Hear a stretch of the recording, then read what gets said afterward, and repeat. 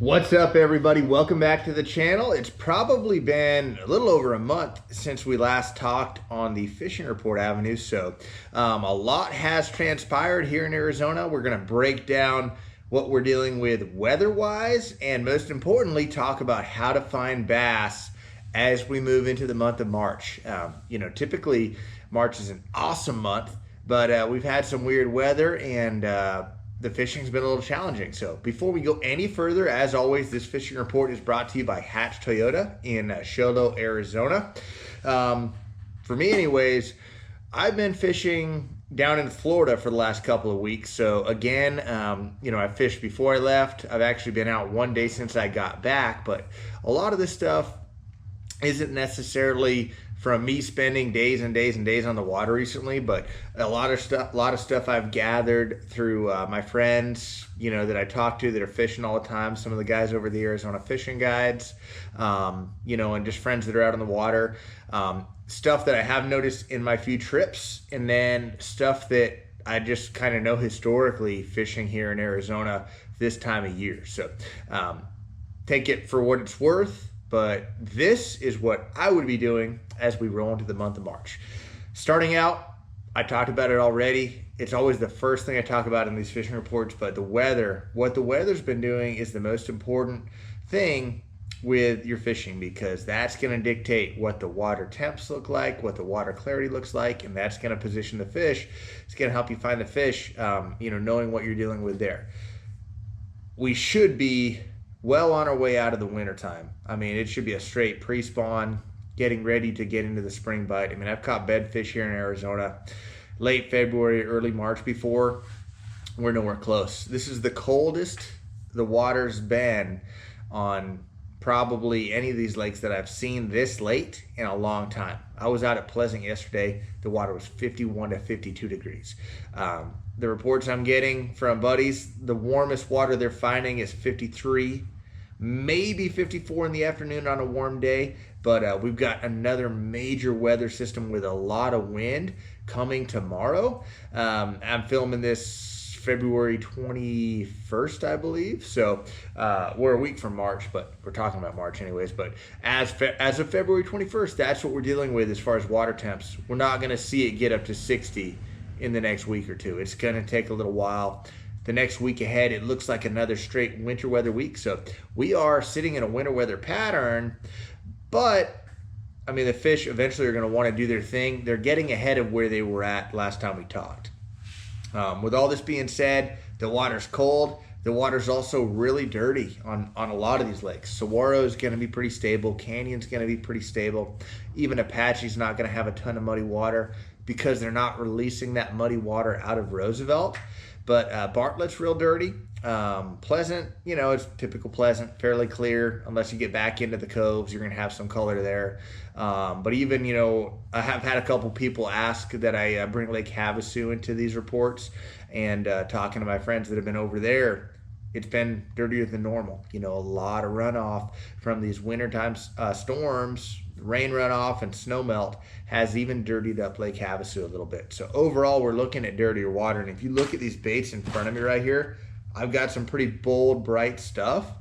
That's because the water is going to be probably dirtier depending on where you're fishing,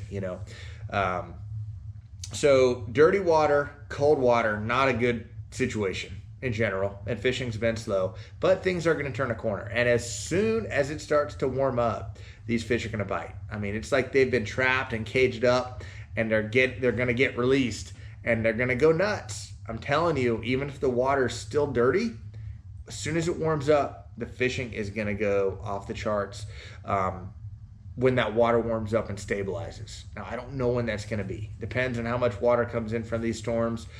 Some of the lakes like Roosevelt, that lake's going to be coming up for a while. Roosevelt, it'll rise all the way through March with the snow melt that's coming from up north. So it'll improve, but it's not going to probably go absolutely gangbusters as it's still coming up. But, Bartlett's going to be full soon. And a lake like that, once it's full, they start maybe releasing water and it starts to warm up. It's going to be awesome fishing. You're going to be able to get on the bank and throw a spinnerbait or a vibrating jig and catch good ones. And it's going to be great. But all these lakes are getting ready to bust loose. We might still be a couple weeks away. You know, you might be watching this here in late February, and what I'm saying may only happen in mid-March. But of course it's coming. It's going to happen. I really don't see an actual spawn happening on these lakes probably until super late March into early April. That's my early guess. For fish to spawn, they need stability. You know, I see it all the time back east. When the water is still coming up, those fish are smart. They're not going to lay their eggs.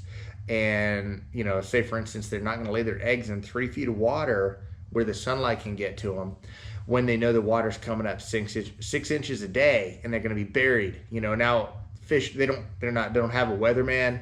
They're not as smart as we are, at least we think a lot of times. But until things stabilize, you're not going to see a good hardcore spawn. I'm telling you right now, that's definitely not going to be the case.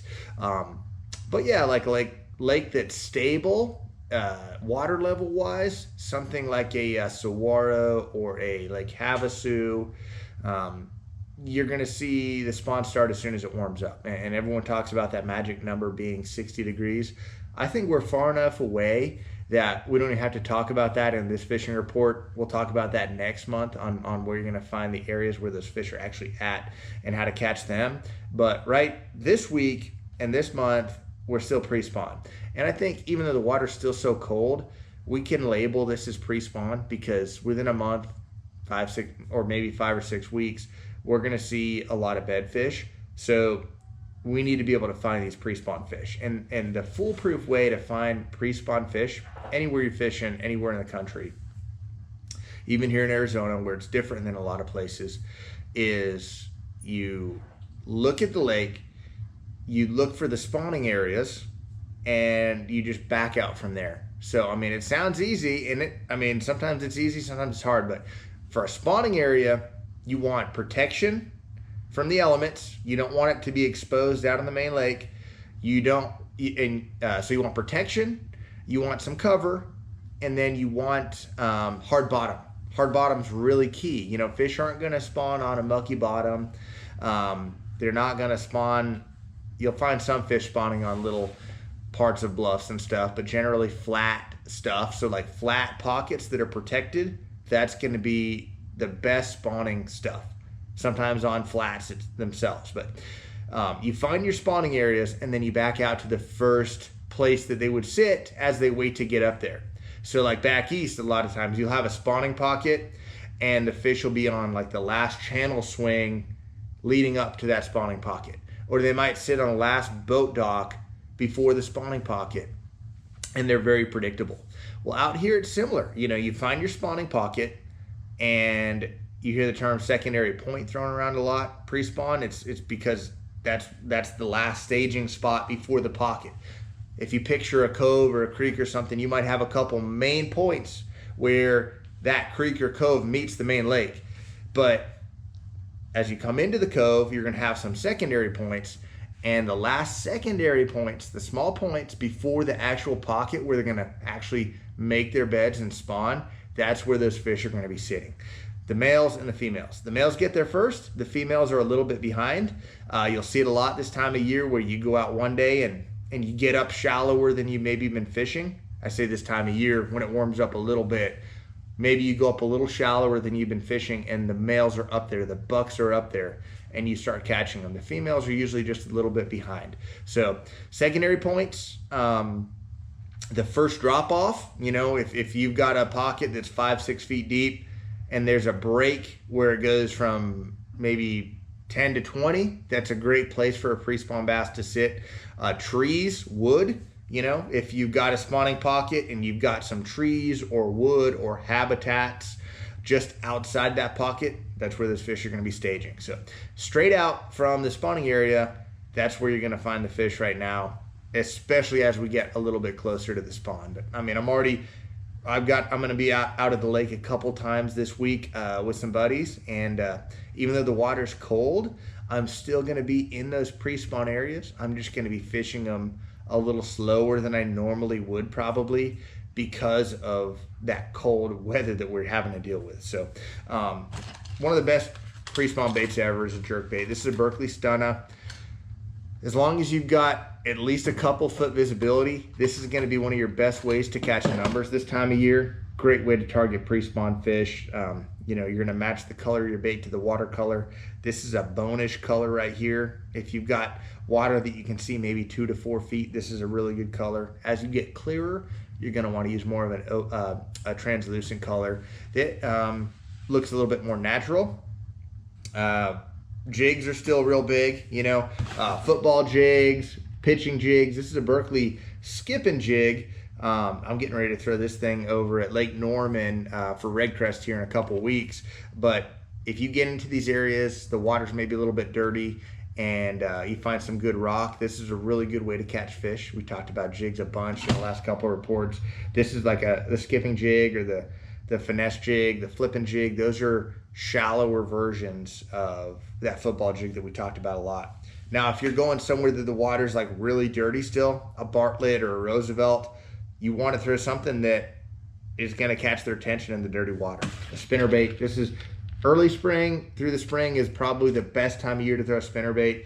This one right here has got an Indiana blade and a Colorado blade. The Colorado and Indiana blades shine this time of year because they create so much of a thump and vibration in the waters.